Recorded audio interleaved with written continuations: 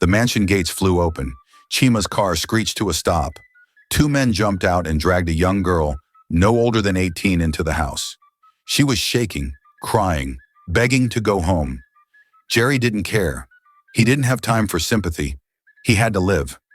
By midnight, the room went dark. The necklace around Jerry's neck turned fiery red. He turned to the girl and whispered, "Don't worry, it'll be over soon." The music boomed through the speakers of Club Eclipse, the hottest spot in Lagos. Neon lights painted the room in colors of sin and celebration. And in the middle of it all was Jerry, the man everyone talked about but no one really knew. Young, dark-skinned, handsome, and always smiling like he knew a secret the world didn't. He didn't dance like the rest. No, Jerry sprayed money like it was confetti.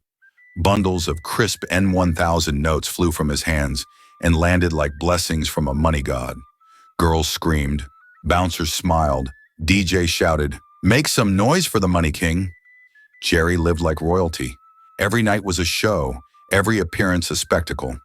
On Instagram, he posted videos of himself inside his gold-plated private jet, flying from Lagos to Paris just to eat lunch. The next day, he'd be in Dubai, buying watches worth the price of a mansion.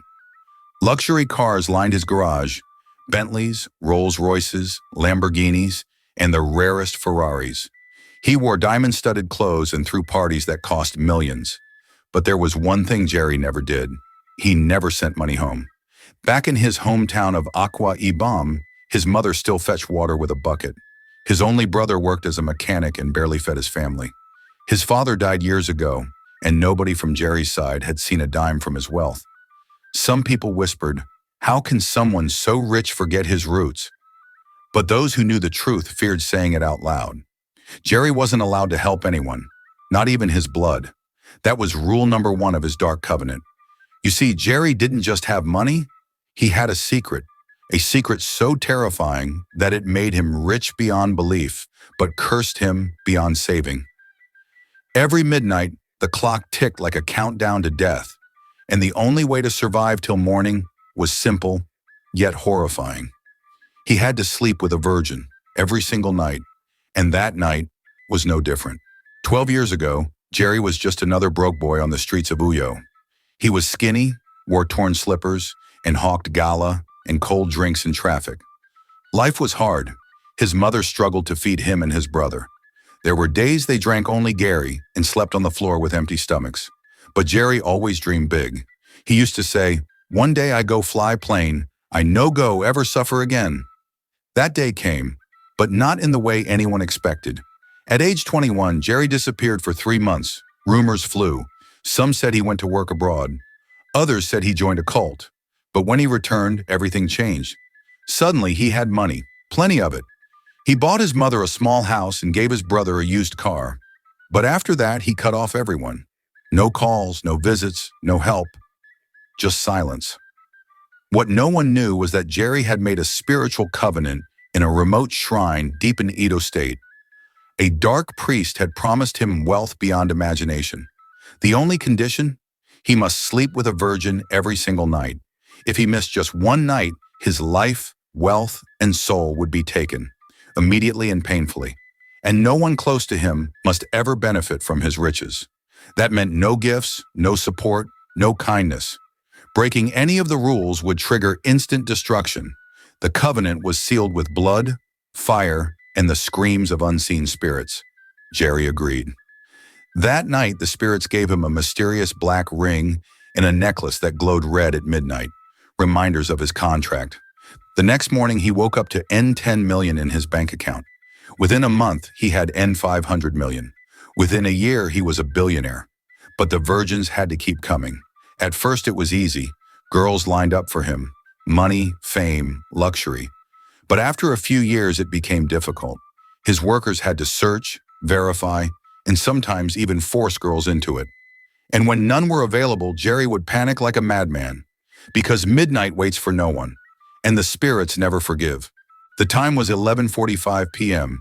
Jerry sat on the edge of his king-size bed inside his Banana Island mansion. The AC was on full blast, but he was sweating like he just ran a marathon. He kept checking the gold clock on the wall, each tick pounding louder in his ears. "Where is she?" he barked into his phone. You have 10 minutes, Chima. 10 minutes. His assistant, Chima, was panting over the phone. Oga, we dey come. But traffic hold us small. The girl dey here. She fine. She confirm. Just hold on. Jerry dropped the phone and stood up, pacing the room like a prisoner. His ring began to burn, literally. A red glow flickered on the black stone, and the necklace around his neck started humming. That was the sign. The spirits were watching. His heart pounded. He had learned the hard way before. The one time a girl lied about her virginity, Jerry nearly died. His skin began to tear like wet paper. His blood turned black. The spirits didn't care if it was a mistake. To them, a lie was a sin.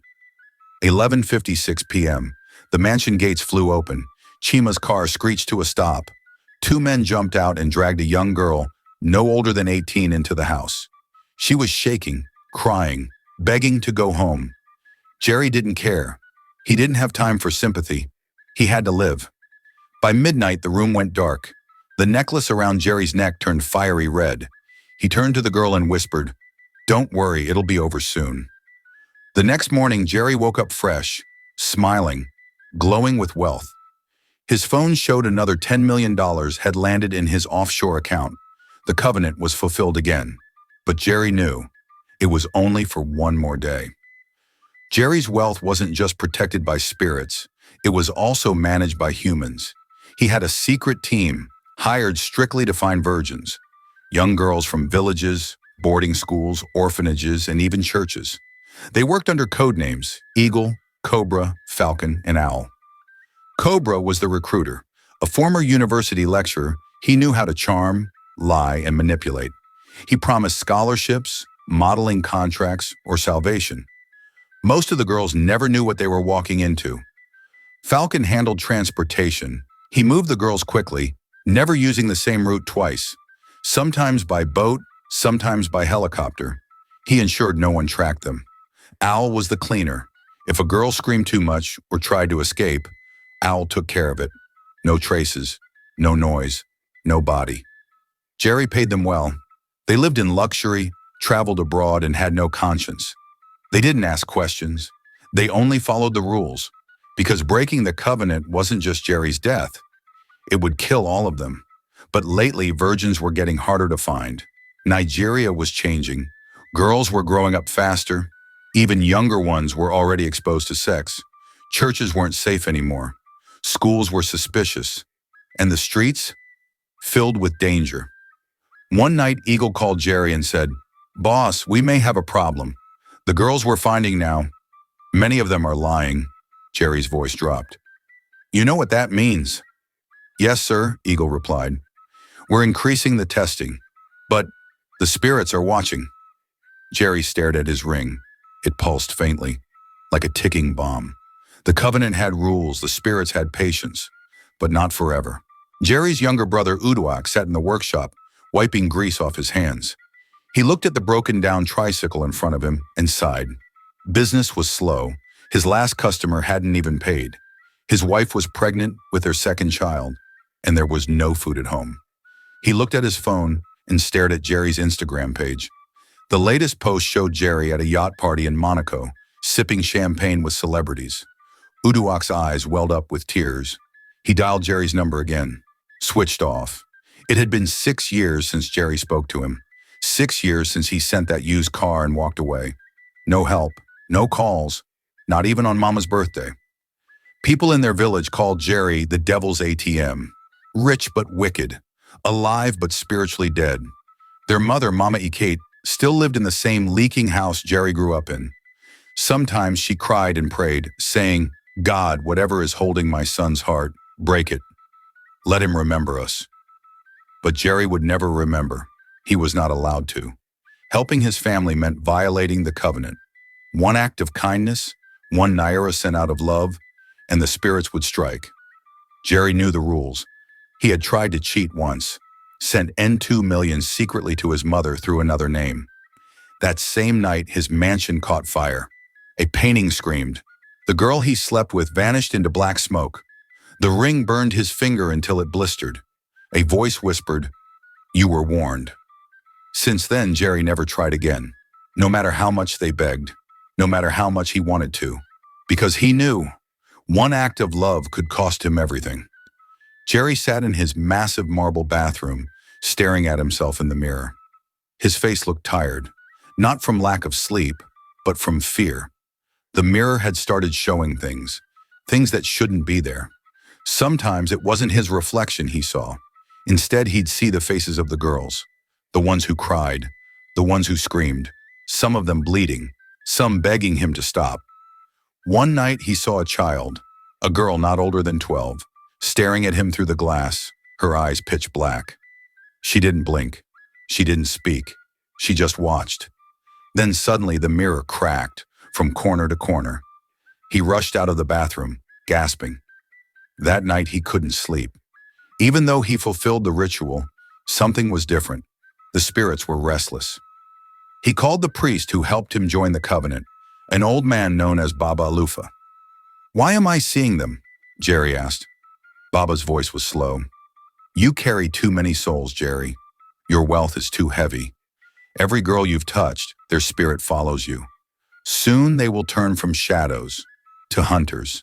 Jerry froze. "So what do I do?" "Keep feeding the covenant," Baba said. "But beware. Your time is running out." That night, Jerry covered all the mirrors in his house with white cloths. But it didn't help, because when he closed his eyes to sleep, he saw them anyway. The next morning, Jerry's phone rang. "Sir," Chima said, "we get small wahala." "What now?" Jerry groaned, still half awake.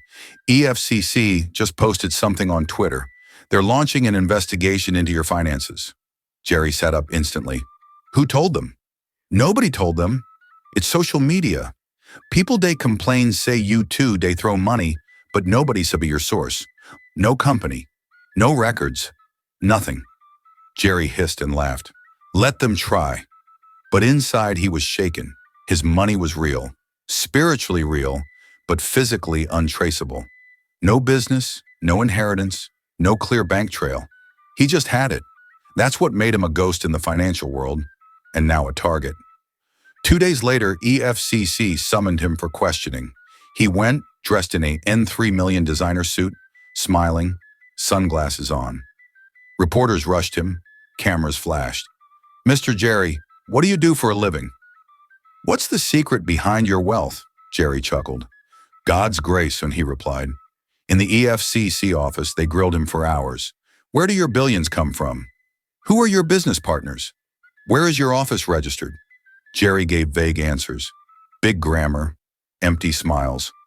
"I'm an investor, a crypto trader, an international consultant." The agents were not convinced, but they had no proof. No one could trace the money. It moved like air, and Jerry walked out a free man. But what he didn't know was that the spirits were watching, and they hated attention. That night, the sky turned strange. The moon above Jerry's mansion glowed deep red, bathing the entire compound in crimson light. It wasn't an eclipse. It wasn't a filter. It was a sign. Jerry stepped outside in confusion. His bodyguards stared upward, crossing themselves. Even the dogs howled. Suddenly, the necklace around Jerry's neck began to hum, then burn. He fell to his knees, screaming, tearing off his shirt. The glow from the necklace formed ancient symbols on his chest, symbols of warning. Then a voice whispered in his ears, a voice that came from no mouth. "You brought the world too close. We hide in shadows. You shine in lights." The spirits were angry. Jerry's fame had crossed a line.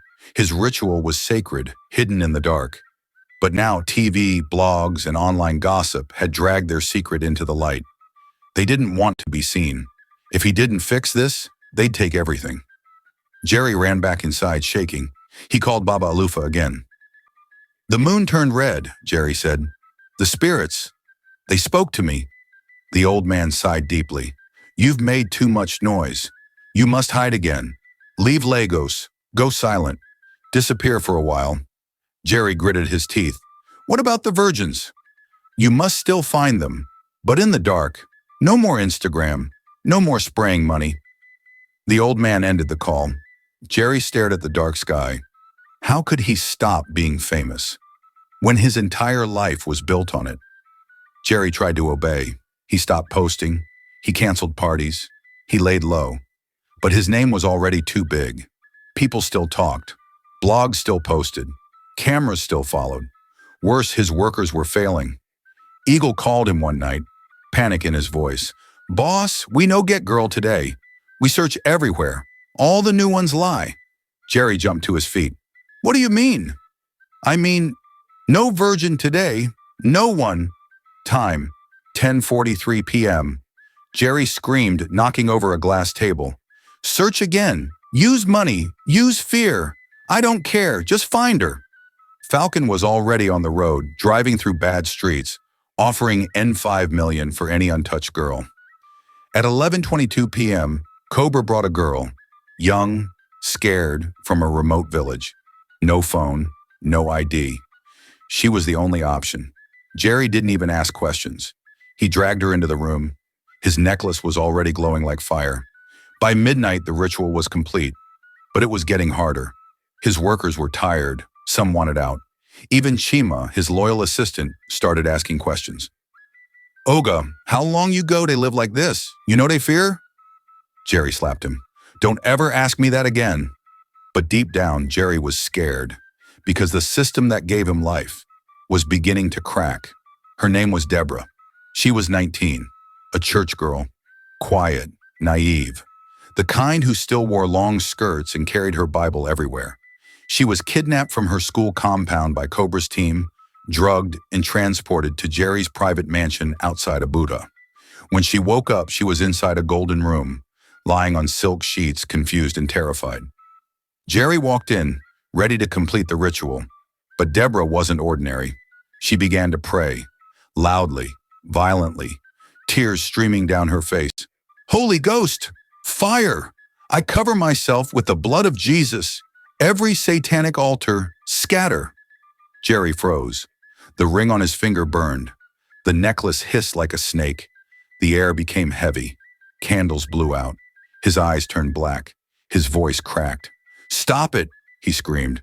But Deborah didn't stop. She called on heaven. She cursed every demon. She named every spirit. Then suddenly, the room exploded with light. Jerry flew across the room and hit the wall. The spirits screamed inside his head. His face began to peel like dry skin. His heart raced. His body convulsed. The ritual was broken. Deborah ran out of the house barefoot, crying. The guards tried to stop her, but all their guns jammed. Jerry crawled into the corner, shaking. He was still alive, but only just. That night, he knew something terrible had shifted. The spirits had been challenged, and now they were angry. Jerry lay on the cold marble floor for hours, breathing heavily. His body was sore, his soul even more. The spirits were silent, but their silence felt like thunder. He had never failed a ritual before, not completely, but Deborah's prayer had stopped everything. His ring no longer glowed, his necklace went dull, and for the first time in years, no money entered his account the next morning. Zero. He called Baba Alufa, panic in his voice. "They've gone quiet. No money, no sign. Baba, I think I'm cursed." "You were already cursed," Baba replied calmly. "But now you've offended them. What do I do?" "There is only one way to restore balance. A cleansing. Blood must be spilled. Either hers or Ram or yours." Jerry paused, horrified. "You want me to kill that girl?" Baba's voice was cold. "If she lives, you will die slowly. Your body will rot. Your name will vanish. Decide quickly." Jerry ended the call. He leaned back on his bed thinking. But deep in his heart, he knew. The covenant was no longer in his control. While Jerry battled demons, the real world wasn't sleeping. The EFCC had reopened his file. Anonymous tips were flooding in, videos, pictures, bank screenshots. Some were fake, some were real. But they all painted one truth. Jerry was suspicious. This time, the pressure came from the top. Politicians demanded answers. Youths on Twitter were shouting, "Asha, where Jerry get him money?" Protests even broke out outside EFCC offices. Jerry's name trended for 3 straight days. EFCC invited him again, but this time it wasn't friendly. They arrested him. Cameras captured it all. Jerry being dragged out of his mansion in boxers, screaming at the top of his lungs, "I need to leave before midnight. I need to leave. Everyone thought he had gone mad. They took him to a detention facility in Abuja, locked him in a cold cell. No phone, no access, no escape. The time? 6:30 p.m. Jerry begged, pleaded, even offered money, but the officers only laughed. Midnight was coming, and Jerry knew he wouldn't survive it. 11:45 p.m. Jerry paced the prison cell like a madman. His eyes were bloodshot, his skin pale. He kept whispering, "I'll die, I'll die, I'll die." The officers in the hallway laughed, mocking him. "Big man no get virgin today? Better pray to EFCC gods." Jerry didn't find it funny. His ring was burning through his finger. His necklace had come alive, pulling toward his chest like a snake tightening its grip. 11:57 p.m. The lights flickered. The fans stopped. The air became hot, like fire had entered the building. One officer looked up. "Wouldn't be this?" Then they heard it. A scream, high-pitched and demonic, coming from Jerry's cell. The wall cracked. The floor shook. Jerry's body began to twist. His skin peeled like old paint. Blood leaked from his eyes. His bones snapped and rearranged. His voice echoed like 1,000 people crying at once. He screamed, "Please, I need one more night. I'll give you more. I'll bring more girls." But it was too late. By 12:10 a.m., the walls had gone silent. When the guards opened the cell in the morning, there was nothing left but ashes. At exactly 6 a.m., strange things started happening across the world. Jerry's offshore accounts, over $2 billion, vanished. Every naira, every dollar, gone without a trace. Even the banks couldn't explain it. His private jets exploded mid-air in different hangars. His mansions caught fire, spontaneous, destructive, and untraceable. Lagos, Abuja, London, Dubai, gone. His exotic cars melted like butter under the sun. Security cameras in his homes captured figures in black, walking through walls just before the destruction. The news spread like wildfire. Billionaire disappears in custody. Jerry's empire turns to dust. Spiritual retaliation or coincidence? People didn't know what to believe. Some blamed the government. Others called it divine punishment. But those who knew the truth, they stayed quiet because they feared one thing. If you speak of the spirits, they will find you too. Back in Uyo, Jerry's mother sat on her wooden stool, staring at the broken radio. The local news was playing. Jerry Occult, Nigerian billionaire, has reportedly vanished in EFCC custody. His assets have been destroyed. Police say foul play is suspected. Mama Iket held her wrapper tight. "My son, Jerry," she wept. Not just because he was gone, but because she always felt something was wrong. No mother forgets her child. No mother stops praying. She remembered the day he left home, eyes cold, voice proud. "I'll never suffer again," he said. "I'll show the world who I am." But now, he was nothing. Her younger son, Uduak, placed his hand on her shoulder. "He chose a dangerous path, Mama, but he's at peace now." Mama nodded, tears flowing. "I just wish I could have held him one more time." She looked to the sky and whispered, "God, if he's in darkness, please bring him light." In the distance, thunder rumbled. But for the first time in years, the air felt still. The curse was broken. And Jerry was finally gone. And so, the darkness that fed on innocence was finally broken, not by power, wealth, or violence, but by the unwavering light of faith, truth, and courage. Jerry, once a billionaire bound by blood and greed, was reduced to nothing. His empire crumbled like dust in the wind. In chasing immortality, he found ruin. His story is a grim reminder that what is gained through evil can never bring peace. Deborah, the humble church girl, stood not just as a symbol of spiritual purity, but as a warrior of light. Her obedience, her prayers, and her unshakable faith became the weapon that ended the curse. And though she was targeted, hunted, and almost destroyed, she emerged victorious, because no darkness can ever overcome true light. Let this tale be more than entertainment. Let it be a warning. When we seek shortcuts to power, we open doors we were never meant to enter. When we trade our conscience for riches, we build empires on sinking sand. And finally, remember, No one is too small for destiny, and no evil is too strong when God fights for you. If you were moved by this story, help us share it with the world. Like this video. Share it with someone who needs to hear it. Subscribe to our channel, Magical African Tales, where African legends come alive with power, purpose, and meaning.